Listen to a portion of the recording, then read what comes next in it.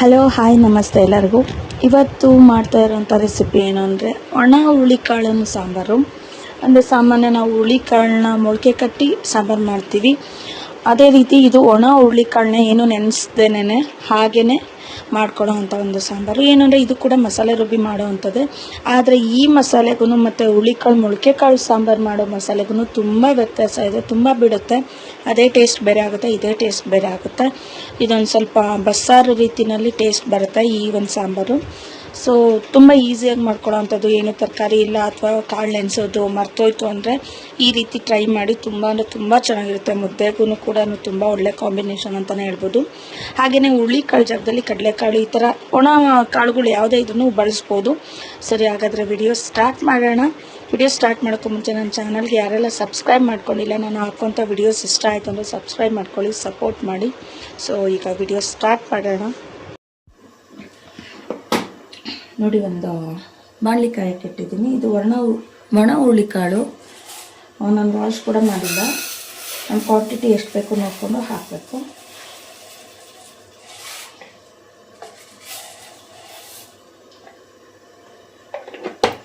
ಏನು ಅಂದರೆ ಒಣ ಹುಳಿಕಾಳು ಹಾಕಿರೋದ್ರಿಂದ ಅದು ಕ್ವಾಂಟಿಟಿನೂ ಜಾಸ್ತಿ ಅನಿಸಲ್ಲ. ಬೆಂದರೆ ಈ ಥರ ಜಾಸ್ತಿ ಕಾಣುತ್ತೆ, ಆ ಥರ ಏನೂ ಇಲ್ಲ. ಚೆನ್ನಾಗಿ ಅದು ಕಲರು ನೋಡಿ ಚೇಂಜ್ ಆಗಬೇಕು. ತೋರಿಸ್ತೀನಿ ಅದು ಕಾಳು ಹೇಗಿದೆ ಅಂತ ಹೇಳ್ಬಿಟ್ಟು. ನೋಡಿ, ಈ ಥರ ಇದೆ. ಅಂದರೆ ಸ್ವಲ್ಪ ಕಲರೆಲ್ಲ ಡಿಮ್ ಆಗಿ ಆ ಥರ ಇದೆ. ಇದು ಕಂಪ್ಲೀಟ್ ಒಂಥರ ಬ್ರೌನ್ ಕಲರ್ ಆಗೋವರೆಗೂ ಉರಿಬೇಕು, ಚೆನ್ನಾಗಿ ಹುರ್ಕೋಬೇಕು. ಮೀಡಿಯಮ್ ಫ್ಲೇಮೇ ಇಡಬೇಕು. ಯಾಕಂದರೆ ಜೋರಿಟ್ಟರೆ ಸುಮ್ಮನೆ ಕಪ್ಪಾಗಿಬಿಡುತ್ತೆ ಅಷ್ಟೇ, ನೀಟಾಗಿ ಹುರ್ಕೊಳಲ್ಲ. ಸ್ವಲ್ಪ ನಿಧಾನಕ್ಕೆ ಹುರ್ಕೊಂಡ್ರೆ ಲೋ ಫ್ಲೇಮಲ್ಲಿ ಕಾಳು ಚೆನ್ನಾಗಿ ಹುರಿದಿರುತ್ತೆ, ಹಸಿ ಅನಿಸೋದಿಲ್ಲ.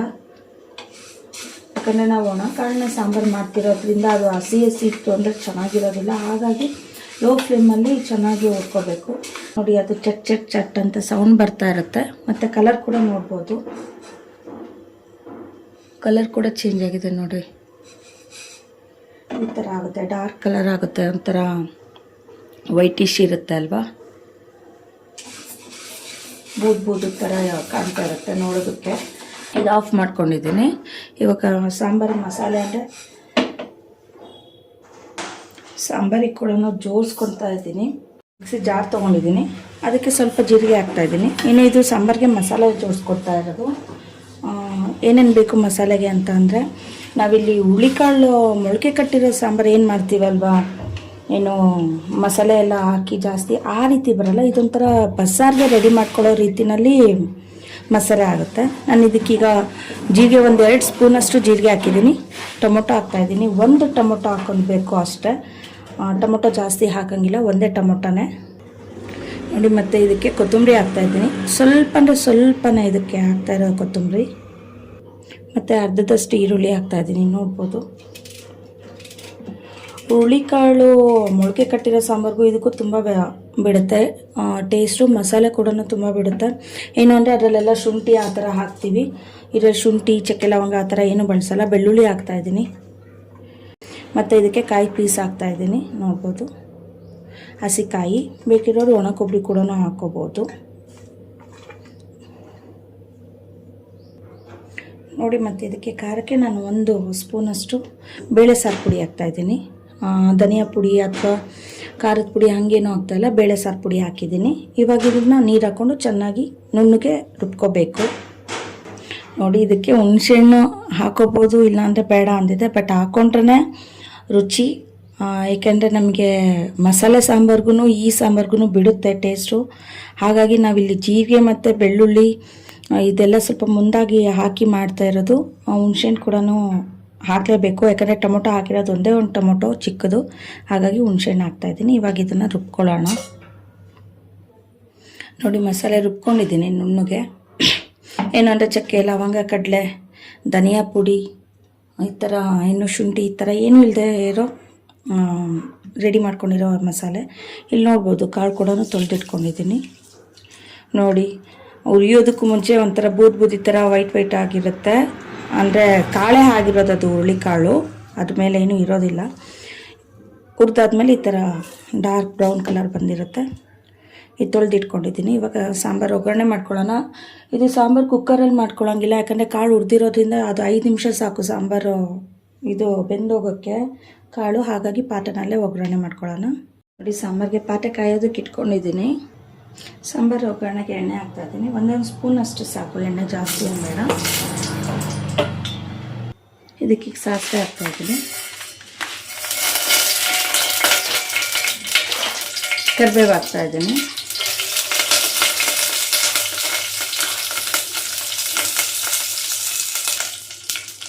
ನೋಡಿ, ಕರಿಬೇವು ಸ್ವಲ್ಪ ಫ್ರೈ ಆದ ತಕ್ಷಣ ಇದು ಮಸಾಲೆ ರುಬ್ಬಿಟ್ಕೊಂಡಿದ್ದೆಲ್ಲ ಹಾಕ್ತಾಯಿದ್ದೀನಿ.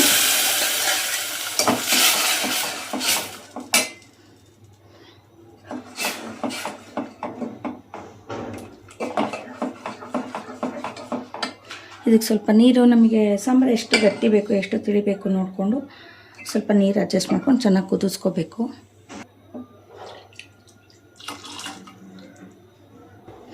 ನೋಡಿ, ನಾನು ಏನು ಮಿಕ್ಸಿ ಜಾರ್ಗೆ ಸ್ವಲ್ಪ ಮಸಾಲೆ ಇತ್ತು ಅದು ನೀರು ಹಾಕಿದೆ. ಇವಾಗ ಸಾಂಬಾರಿಗೆ ನೀರು ಎಷ್ಟು ಬೇಕು ನೋಡ್ಕೊಂಡು ಹಾಕ್ತಾಯಿದ್ದೀನಿ.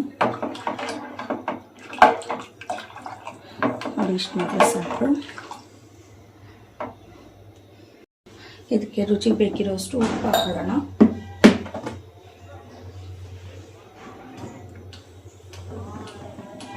ಸ್ವಲ್ಪ ಬಸ್ಸಾರು ಥರನೂ ಅಲ್ಲ, ಮಸಾಲೆ ಸಾಂಬಾರು ಥರನೂ ಅಲ್ಲ, ಆ ರೀತಿ ಟೇಸ್ಟ್ ಮಾತ್ರ ತುಂಬ ಚೆನ್ನಾಗಿರುತ್ತೆ. ಇದು ಯಾವಾಗಲೂ ಮೊಳಕೆ ಕಟ್ಟಿ ಆ ಥರನೇ ಮಾಡಬೇಕು ಅನ್ನೋದೇನಿಲ್ಲ. ಹುರುಳಿಕಾಳು ಸಾಂಬಾರು ಈ ರೀತಿ ಕೂಡ ಮಾಡ್ಕೋಬೋದು. ಒಣ ಹುರುಳಿಕಾಳು ಸಾಂಬಾರು ಏನು ಅಂದರೆ ಬೇಗ ಆಗುತ್ತೆ. ಹುರುಳಿಕಾಳು ಅಂದ್ರೆ ಒಳ್ಳೆಯದು, ಹೆಲ್ತಿ ಕೂಡ. ಇದು ಚೆನ್ನಾಗಿ ಕುದಿಬೇಕು. ಆಲ್ಮೋಸ್ಟ್ ಸಾಂಬಾರು ಕಂಪ್ಲೀಟ್ ಆಗೋ ರೀತಿಯಲ್ಲಿ ಅಷ್ಟು ಕುದಿಬೇಕು ಚೆನ್ನಾಗಿದು. ಕುದ್ದಾದ್ಮೇಲೆ ನಾವು ಹುರುಳಿಕಾಳು ಹಾಕೋಬೇಕು, ಯಾಕಂದರೆ ಹುರುಳಿಕಾಳು ಆಲ್ರೆಡಿ ಹುರಿದಿರೋದ್ರಿಂದ ಅದು ಹಾಗೇ ತಿನ್ನೋ ರೀತಿಯಲ್ಲಿ ಇರುತ್ತೆ. ಹಾಗಾಗಿ ಸಾಂಬಾರು ಚೆನ್ನಾಗಿ ಕುದಿಸಾದ್ಮೇಲೆ ಲಾಸ್ಟಿಗೆ ನಾವು ಹುರುಳಿಕಾಳನ್ನ ಹಾಕಬೇಕು. ಇನ್ನೊಂದು ಹುರುಳಿಕಾಳು ಜಾಗದಲ್ಲಿ ಕಡಲೆಕಾಳು ಅದು ಕೂಡ ಯೂಸ್ ಮಾಡ್ಬೋದು.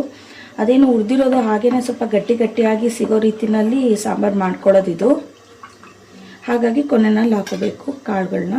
ಇದು ಚೆನ್ನಾಗಿ ಕುದಿಲಿ ಸಾಂಬಾರೀಗ. ನೋಡಿ, ಸಾಂಬಾರು ಕುದೀತಾ ಇದೆ. ಇದೇ ರೀತಿ ಚೆನ್ನಾಗಿ ಕುದಿಬೇಕು ಇನ್ನೂ, ಯಾಕಂದರೆ ನಾವು ಹಾಕಿರೋದು ಹಸಿ ಮಸಾಲೆ, ಹಾಗಾಗಿ ಅದೆಲ್ಲ ಹಸಿ ಸ್ಮೆಲ್ ಹೋಗಬೇಕು. ಚೆನ್ನಾಗಿ ಅದು ಸಾಂಬಾರು ರೀತಿಯಲ್ಲಿ ಟೇಸ್ಟ್ ಬರಬೇಕು ಅಂದರೆ ಚೆನ್ನಾಗಿ ಕುದಿಬೇಕದು. ಹಸಿ ಸ್ಮೆಲ್ಲೆಲ್ಲ ಹೋಗ್ಬೇಕದು. ಹಸಿ ಮಸಾಲೆ ಎಲ್ಲ ಹೋಗಿ ಅದು ನೀಟಾಗಿ ಬೇಯಬೇಕು ಮಸಾಲೆ. ಹಾಗಾಗಿ ಚೆನ್ನಾಗಿ ಕುದಿಸ್ಕೋಬೇಕು. ನೋಡಿ, ಇದು ಸಾಂಬಾರು ಕುದ್ದು ಸ್ವಲ್ಪ ನೀರಿನ ಅಂಶ ಸ್ವಲ್ಪ ಕಡಿಮೆ ಆಗಿರುತ್ತೆ. ಆವಾಗ ಇದು ನೀಟಾಗಿ ಬೆಂದಿದೆ ಅಂತ ಹೇಳ್ಬಿಟ್ಟು ಮಸಾಲೆ. ಇವಾಗ ಏನು ತೊಳೆದಿಟ್ಕೊಂಡಿದ್ವಿ ಹುರುಳಿಕಾಳು ಹಾಕ್ತಾಯಿದ್ದೀನಿ. ಹುರುಳಿಕಾಳು ಹಾಕಿದ್ಮೇಲೆ ಒಂದು 5 ನಿಮಿಷ ಕುದಿಸ್ಕೊಂಡ್ರೆ ಸಾಕು. ಕಾಳು ಹುರಿದಿರೋದ್ರಿಂದ ಚೆನ್ನಾಗಿ ಅದು ಬೆಂದ್ಬಿಡುತ್ತೆ, ಅದ್ರ ಜೊತೆಗೆ ಹಿಡಿಯುತ್ತೆ.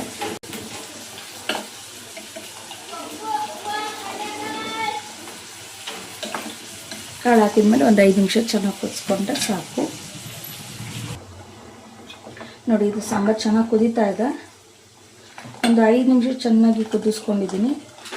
ಇದೀಗ ಸ್ಟವ್ ಆಫ್ ಮಾಡ್ತಾ ಇದ್ದೀನಿ.